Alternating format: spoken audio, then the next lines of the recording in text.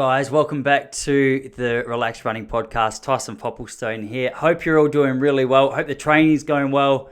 Hope that race plan schedule or that race schedule is starting to come into order a little bit at the moment. It's nice this time of the year because I feel like it's the first time in a long time in so many places around the world we can actually start to plan our races a little more specifically. There's a few things starting to open back up, and as a result, I thought I'd speak to you about planning your first marathon, your very first marathon, or, you know, if you're relatively new to the game, just give you a couple of ideas, a little bit of food for thought as to how you might be able to plan to get the most out of yourself. Now, just for clarity, there's a few athletes that I'm working with at the moment who are training for their first marathon or their first marathon alone event. One guy in particular, he's run a marathon as a part of an Ironman, but he's really keen to put all his focus into the marathon and try and qualify for the Boston marathon next year. So he needs to run around sort of, sub 3 would be nice for his age group. So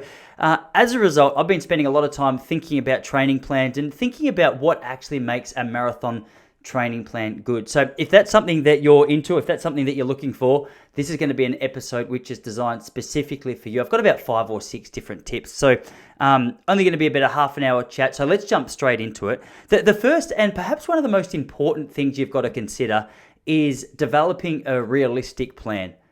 Now, the idea of a marathon, especially if you're new to the sport, is it can be quite daunting because if you're brand new to the sport and you haven't really spent a whole heap of time doing any extensive running, well, a marathon, it's got a little bit of that conquering Everest feel about it. It just seems beyond a lot of people's reach. So one of the first things that I'll encourage the athletes that I'm working with to do is just to gauge what they think a realistic goal for themselves is, even slightly above realistic if they're feeling a little bit adventurous.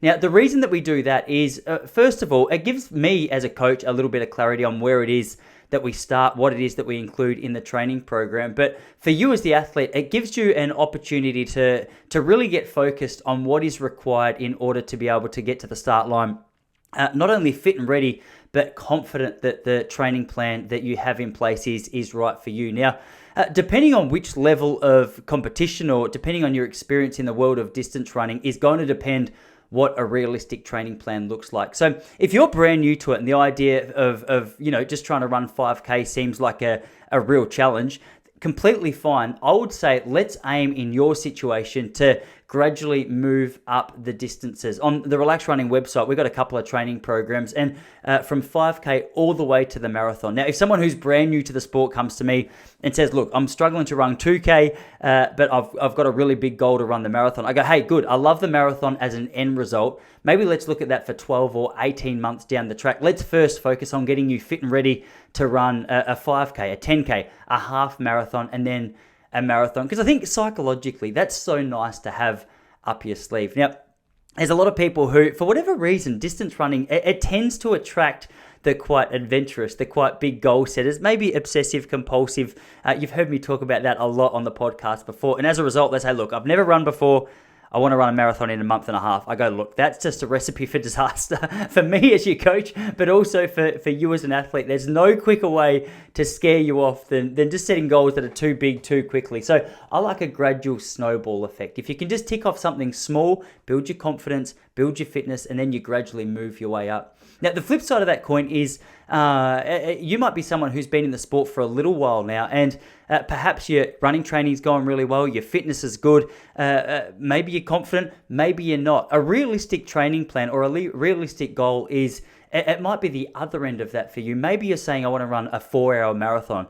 And anyone who's been in the sport for a little while can go, come on, I can quite clearly see that our goal should be for you to run a 3.5 or a sub 3-hour marathon. And the training for those two groups of people are very different. Now, the training for the person who's at the upper end of the experience level or fitness level, whatever you want to call it, it's going to be a little bit more intense. It's going to be a little bit more demanding. And it's going to require a few more hours in the week to make sure that we're getting that combination of not only miles in your legs, but also the shorter, faster sessions, just so we can keep up that pace, because it's nice. Still, going into a marathon, one thing that so many people forget is the importance of still being able to have a little bit of a turnover in your legs. Like we look at the greatest of all time, Eliud Kipchoge. At any time he goes out and runs 2 hours for a marathon, 2 hours 5 for a marathon, he's going to be running around, I can't imagine him running too much over 3:35 for 1,500 meters. Maybe I'm being generous, but definitely 3:37, which for a marathon runner is incredible pace. I'll just quietly probably break 3:35 knowing this bloke. But you get the point. The idea of just maintaining that speed in your legs is one that can't be overlooked. So if you haven't got someone to work with, obviously I'm doing some coaching. I've got a few spaces left at the Relax Running coaching squad. So if you'd like to go over to Relax Running, have a look at what I offer, see whether it might work for you. I'd be more than happy to work with you to help just develop your running training program wherever you are in that program. But if face-to-face is something that you'd like to do a little more, maybe there's someone in your area, someone in your country, or just an experienced runner that you can go to and say, hey, look, here's my goal. How realistic is it? Or here's my training schedule. How realistic is it that this is going to get me to like a 3-hour marathon? And that leads us straight into the second point. In order to be able to develop a realistic training program, it's important that we do establish your goals. That's the second point. You need to know what it is that you're trying to achieve. I don't know if you're like me. I find it so much easier, especially when I was competing at an elite level as a distance runner. If I didn't have some structured plan as to what it was I was trying to achieve for that season, I always found it a little bit less motivating to get out the door and to try and put in the work that's required to actually achieve the goals. Now, granted, I developed a fair bit of consistency and a fair bit of discipline, and I was around a fairly good group of athletes. So I was still getting out there consistently, but in terms of just that headspace of going, all right, like what is it that I'm actually aiming towards? If my goal was to run, 8:10 for 3 kilometers, then maybe some of the shorter, faster training sessions were going to have more of a priority to me. So going out and just doing 4x2K once or twice a week, it wouldn't have the same kind of level of confidence attached to it. So if I say, all right, my goal is for 3K, I want to run 8:10, well, that suggests I obviously need a certain level of miles in my legs, but I also need a certain level of speed. But then we've got to look at things like recovery and race preparation as well. So if you can set your ultimate goal, to use one of my athletes as the example that I just spoke about before, we said, okay, our big goal for the next 18 months is to see you running the Boston Marathon. Now, what does that actually require? All right, first of all, it requires that for your age group, you need to run around 3 hours, hopefully just under, for the marathon.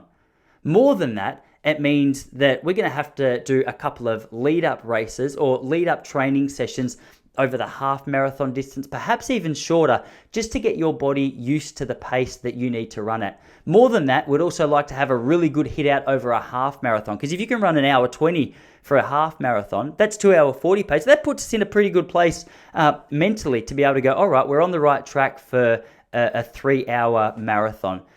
Again, it also allows us to structure the training. It allows us to plan those races, to plan the training around those races. So I think as a scaffold to your training program, if you haven't sat down and just set any real goals for yourself, I would encourage you to do that. Consider exactly, all right, how long have I been running? What have I done in the past? What would I like to see myself do? And it doesn't always have to be a time which is faster than your previous times. That's one thing I love about Steve Moneghetti. Obviously, he was at his peak of running in the late 80s, but still, you see him getting out there, training regularly. He's adjusted his goals to the fact that he's a little bit older now. His body's not carrying him around the track as quick as it once was. But the joy that he gets from the sport, the love that he has for the sport doesn't change. So, hey, it doesn't always have to be a constant progression in terms of times. It might just be a constant progression in terms of event selection or in terms of what it is that you as an individual would like to get out of that particular event.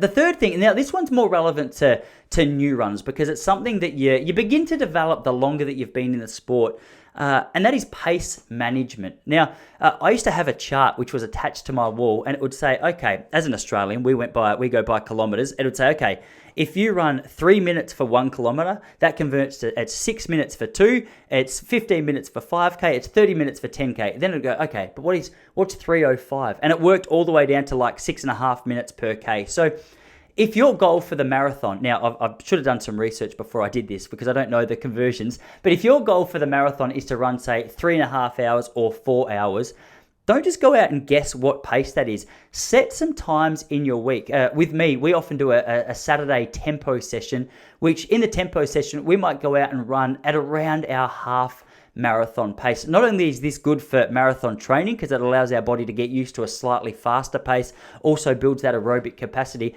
it also trains our ability to get used to running at the pace that we need to be running at in order to see our goal be achieved. So if you have no idea about what pace you're running, I would encourage you to jump over to Relax Running. We've got if you go to the training programs page, there's what do you call it?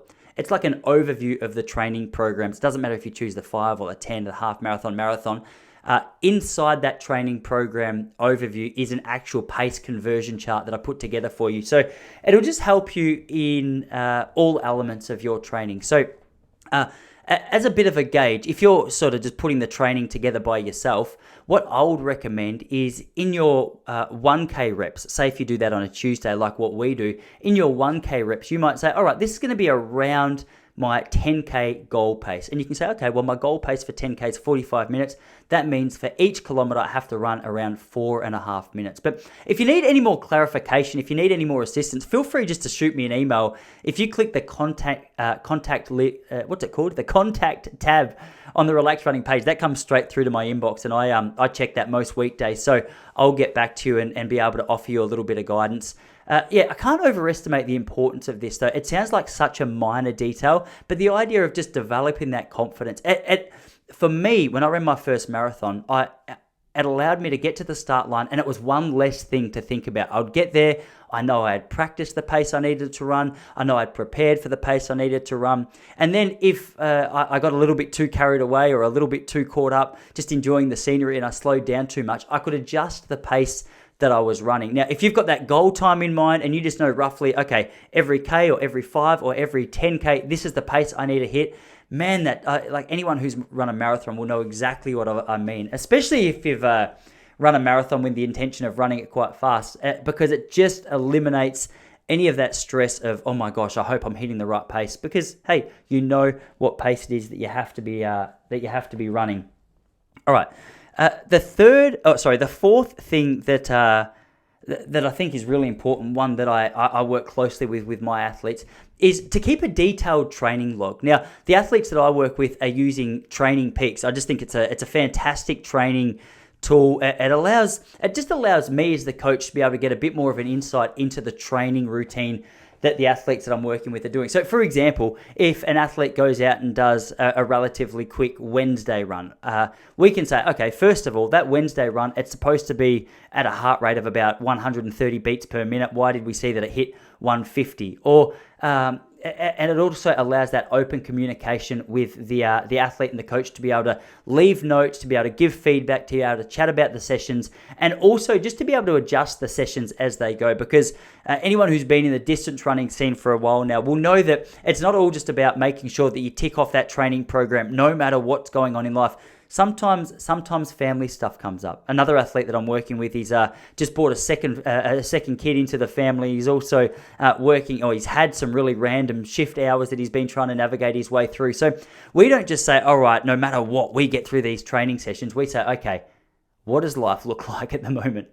How am I coping with this training? What have I seen too many red days lined up one after another? That's another feature. As a visual person on Training Peaks, one of the things that I like is it gives you a color code based on how you felt through that session. So if you give yourself an 8 out of 10, that session is green, and that's in terms of how you feel. If you give yourself less than a sort of 5 out of 10, you'll see a red session. So the goal is just to be able to log on and go, okay, well, such and such has had 2 weeks of fairly red training right now. What's going on in their life? Is the training too much? Are they going too hard? It just gives you a little bit of meat to work with, so you're not just guessing your way through the training routine. I'm a really big fan, and any of you guys who have been listening to the podcast for a while now will know that I bang on about how important it is just to be able to make sure the easy days are easy so the hard days can be relatively hard. The idea there is I'm a huge believer in the power of consistency. If you can just string together week upon month upon year of training, running, it just continually seems to reward those who stick around. So, and the first group of people that you're going to see who don't stick around are those who they'll go out with the intention of having a really good hard session, and they'll smash themselves and they'll think, oh my gosh, I am so tired. And maybe they've got the discipline to get out the door the next day and have a really good hard crack at the training session, but maybe the quality of that next training session starts to diminish. So we're not about just consistency of training, we're about consistency of quality of effort. So I get a little bit annoyed at the athletes that I work with, and they've started to learn that we can't do it too much because otherwise it just takes away from the training. If I see too many red days line up after one another based on the fact that they're just pushing it too hard, we need to know when to go hard, we need to go when to go easy. And just to be able to reflect on the periods throughout our career, throughout our running experiences of, say if you lead up to a 10K race, you run a PB, you felt fantastic. How nice is it to be able to look back at the month of training that you did leading up to that? Question, hey, what did life look like? How did my training look? Was I going hard when I should have been? Was I going easy when I should have been? Was I getting enough recovery in when I should have been? Now, you can go too deep and too OCD with this, but on a surface level, I think it's a beautiful tool to have just to be able to monitor the athletes that you're working with, but more than that, as an athlete, to be able to monitor yourself and your own performance. So if you haven't got a training journal, as I said, I recommend Training Peaks, but man, for the last 20 years, I just kept a physical training journal. I just wrote down my training. I've still got a massive big folder of about 8 years of training like this in the chest in our lounge room that I get sentimental and look through every now and then, especially when I come back from I do a 3K time trial from time to time. It's a slightly hilly, but my goal at the moment is just to be able to try and maintain 3.5 minute Ks for 3Ks. And compared to the pace that I used to run, that was like a tempo run. So I come back and just look at my training journal just to remind myself of what I was capable of. So, hey, it serves a whole heap of purposes. So if you haven't considered that, make sure you consider keeping a training journal of some sort. The next one that you should be considering, and I'm sure you have even accidentally, is the gear that you're running in. I'm fairly flexible with the clothes that I run in. My general rule for a shirt is I hate running in cotton. I don't know how they did that in the 80s. Because when it gets wet or when you get sweaty, it just gets heavy and uncomfortable. I always feel like my arm swing's limited. I feel like my upper body feels more tight because that tight fabric starts to squeeze in on my chest. But from the singlet that you wear, to the tights that you wear, to the shorts, to the socks, to the shoes, spend a little bit of time figuring out what actually feels good for you. Now, this, like anything else, don't stress. You don't have to have it sorted out by the end of the week, and you don't even have to nail it, to be honest. It's going to be a constantly adjusting process, especially as companies start to bring out new products and new lines of shoes and new styles of shoes. You've got to be open to the idea that it's not always just going to be a one size fits all for your running with what you wear forever. You need to be able to adjust and adapt. But if you haven't spent any time, I would encourage you just to go down. If you can go to a podiatrist, that'd be best. Go down, get your feet checked out, find out a little bit about the way that your feet land when you run. This will just give you an opportunity to have a conversation with a podiatrist about what shoes they recommend for your particular foot strike. We don't just want to go down there and just go, hey, those shoes are pretty, $250, they must be the best. Though I fell into that trap a little bit when I was younger. The most expensive shoe definitely doesn't equal the best shoe, especially with all the different designs. So if you haven't yet, encourage you to go down, speak to a podiatrist. I think Athlete's Foot do a very entry level overview of the style of shoes. I think South Australia, I don't even know if it still exists, but Joggers World used to do a good one when I used to work there back in 2006. So if you're in South Australia, go down to Joggers World and tell them Tyson Popplestone sent you. I tell you, I wasn't the best employee, so I need all the recommendations and all the support I can get from you guys when you go back to Joggers World. So that'd be a good recommendation. Yeah, but just to be able to have the confidence in the footwear.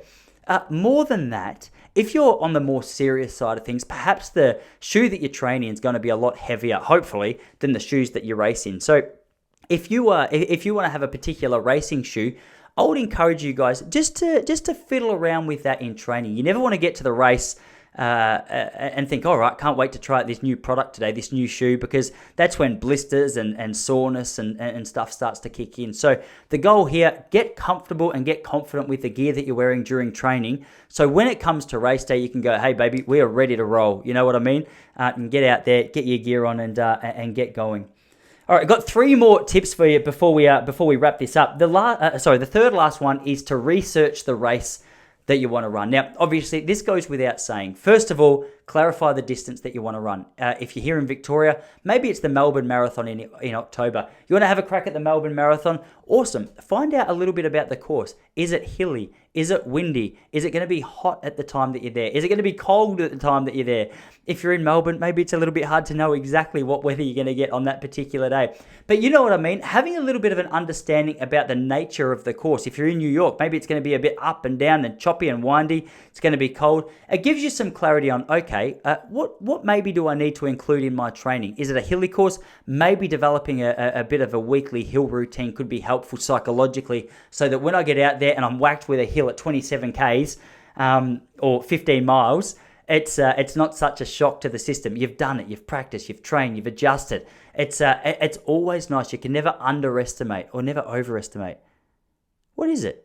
I'm not sure, but you can't underestimate, there it is, the importance of just developing the skill set that you need for a particular race course. So it's fun as well. Maybe you can include this in a holiday. Maybe you can go, all right, I'm going to go up to Queensland and run their marathon, take the family up, escape from the family, maybe, depends on how things are going in your household, and just enjoy that process, be able to enjoy, some of the surroundings, enjoy what is involved in whichever city that you're in outside of that race. It makes the whole plan a little bit more enjoyable, especially for you planners. You guys froth this stuff. My wife gets more excited about planning races, but I'm chucking ideas out there for you as an individual. I know not all of you are Tyson Popplestone, so hey, different horses for different courses. So that's one for you to consider. Second last one is your taper. All right, you've done the hard work. You've worked your butt off for the last few months for the particular race that you're aiming to run. The race is 2 weeks away now. So what does training look like? This is going to be different depending on who you are as an athlete. I know for me, I like just to back off training about a week to 10 days out from that race. So if my long run was usually an hour 45, maybe 7 days before the race or 6 days before the race, I'll take that run down to an hour 15, keep it quite slow. Then usually on a Monday, I might do an hour run. I'll take that down to like a 40-minute run. Tuesday, I would usually do 8 by a K. I might take that down to 4 by a K with a slightly bigger rest. Wednesday, I'll go for a run with some strides. Thursday, maybe same as Wednesday, even lighter. Wednesday, I still like to the day before, I still like to turn the legs over for 5 or 10 minutes with a couple of 80% strides, just to feel if there's a little bit of pop, pardon the pun, a little bit of pop in my legs. I like to go to bed the night before a race going, oh, gee, that felt good. I can't wait to get out there tomorrow. So spend a little bit of time either chatting with people that you trust or just changing your own training routine a little bit to find out what feels good for you as an individual. As I said, it's never a one-size-fits-all, and it might not be the same for you this year as what it'll be next year. But until you actually practice adjusting and changing the way that you taper for a race, you're not going to get a real good gauge of what it is that actually works. So don't feel the pressure to need to have all the answers. Like anything else, running's a sport where for as long as you do it, you're going to keep learning. And as your body changes and as you adjust to the training routine that you're on, your tapers, your training, the intensity of certain sessions is going to change. So, hey, be open to the fact that this distance running scene's, it requires some flexibility. I know we're not usually cut out for it. I've said it, this will be the third time. We're usually an OCD group of people. We've got to learn just to let go of the reins a little bit and just figure it out as we go. So have a play with your taper so that when it comes to the main race that you've been planning for, you can go into it confidently knowing that you've practiced the taper before and knowing this is at least feeling as though it's the best way for you to go into the race. Lucky last. What have I written here? I'm struggling to read my handwriting. Yes. So pre-race tips. So your pre-race tips is essentially before you get to the race. Usually these marathons start at a disgusting time each morning, maybe 7, maybe 8. I remember my marathon, I think it started at 8, but I was there by 5:30. So give yourself way more time than you think you need. If it takes you 20 minutes to get to the start of the course, Give yourself 45 minutes. Double it and then add a bit, I always say. Make sure your bag's packed. Even set yourself, if you can set yourself a little bit of a list as to what you need. So in the morning, you can get up, you're half drowsy, you're halfway through your coffee, you go, okay, have I packed my shoes? Yes. Have I packed my socks? Yes. Have I packed my shorts? Yes. Know exactly what you need, from gels to clothing to liquids to maybe you've got someone following you around on a bike. Just having that confidence or having that list, it just takes away that extra stress so that your mind can just be set on the race. Even other little things like knowing, all right, is there a bus that takes your clothes from the start line to the finish line?